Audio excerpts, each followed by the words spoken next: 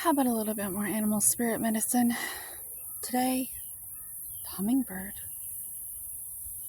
Positive, enthusiastic, spiritually resourceful.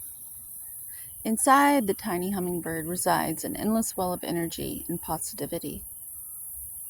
The hummingbird's secret is that it has learned where to gather the nectar.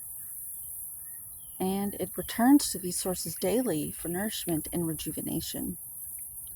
This sacred elixir springs from many sources, but usually involves nature, creativity, and exploring spirituality. Follow the way of the hummingbird, and you cannot go wrong. Every droplet of life becomes sweet, every moment worth savoring. I'd have to agree with that. Life is not short, you fucking idiot. It's precious. Now appreciate the now. When in balance, smart, curious, loves to learn. To bring your inner hummingbird on. Take a class. You just did.